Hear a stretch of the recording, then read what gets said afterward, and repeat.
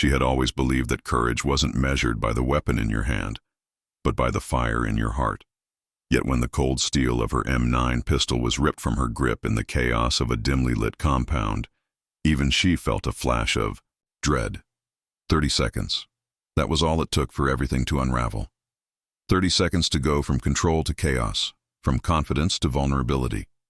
And yet, 30 seconds later, every hostile in that room lay subdued, not by the weapon she'd lost, but by the strength she refused to surrender. It's a story of instinct, resilience, and the kind of courage that burns brighter when everything seems lost, and once you hear it, you won't forget it. The night was heavy, the kind of thick silence that presses against your chest and makes every footstep sound louder than it should. The compound smelled of oil and rust, walls scarred with bullet holes from battles that had long passed but never been forgotten. Inside, the air was tense, every shadow holding the weight of an enemy that might be waiting, breathing, watching. Her squad had been moving cautiously, boots sinking into dust and gravel, radios whispering fragments of static. She was point, leading with her M9 held steady, every nerve sharpened like a blade. It wasn't fear that guided her, it was responsibility. Every person behind her trusted her eyes, her instincts, her decisions. That weight is heavy, and it keeps you awake even when exhaustion is clawing at your bones. And as she turned that corner, she knew in an instant that something had gone wrong. The ambush was quick. A hand like iron gripped her wrist, another slammed into her shoulder, and the pistol that had always felt like an extension of her body was wrenched away in a single brutal motion. The sound of the weapon hitting the ground was deafening, louder than gunfire. For a split second, time froze. Disarmed, vulnerable, every soldier's nightmare. Her squad hadn't even registered what happened yet, and for the hostiles, this was the moment to strike. But in that pause, in that heart-stopping fraction of a second, something deep within her surged. Losing her weapon didn't mean losing the fight. And that realization, so pure, so immediate, was what kept her from breaking. Her training kicked in, but it was more than just muscle memory. It was survival, instinct, something primal. She pivoted, using the force of the man's own grip, against him, twisting until his elbow cracked beneath the pressure. The scream tore through the silence, but she didn't stop. Her knee drove upward, fast and hard, and another hostile staggered back, his weapon slipping from his hands. The world narrowed to movement and breath. Her senses heightened to the point where she could hear the rasp of fabric, the scrape of boots, the frantic inhale of men who thought they had already won. They underestimated her. That was their mistake.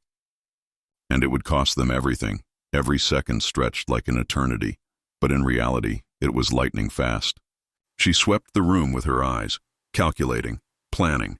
Her squad was still catching up, stunned by the suddenness of it all. But hesitation wasn't in her blood. She grabbed the nearest weapon before it could hit the ground, swung it in a wide arc, and knocked another man off his balance.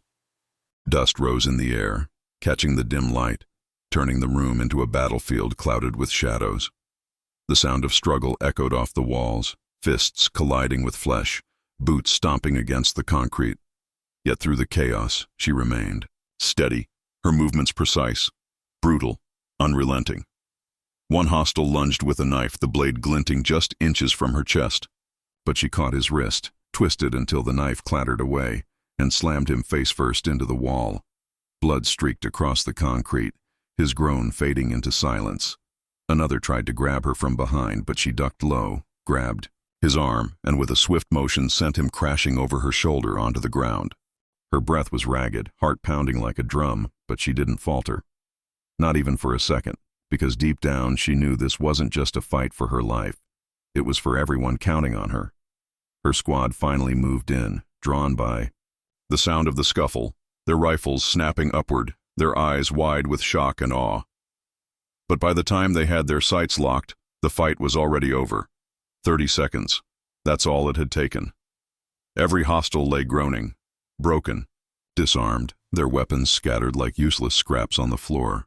And she stood in the middle of it all, chest rising and falling, face streaked with sweat. eyes burning with an intensity that silenced even her brothers in arms. The silence after was deafening, a heavy pause where no one dared speak.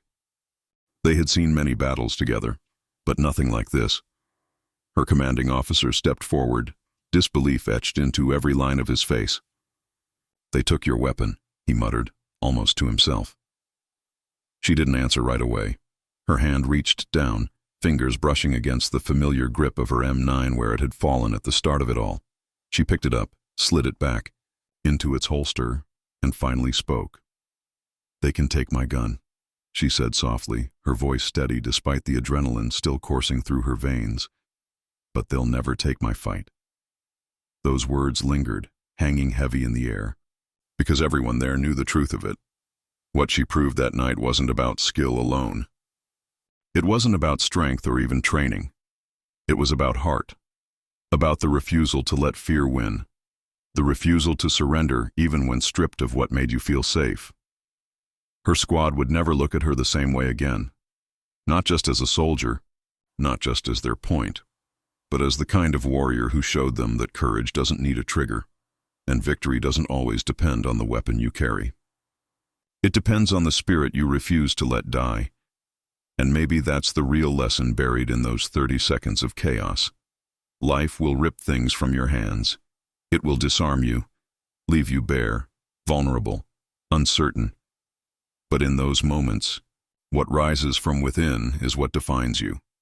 She stood against the odds, empty-handed, and still came out stronger than before. And that story, etched in the dust and blood of that compound, lives on, not because of the weapon she lost, but because of the fight she refused to lose. And if you think about it, isn't that the kind of strength we all hope we have when the world takes everything away?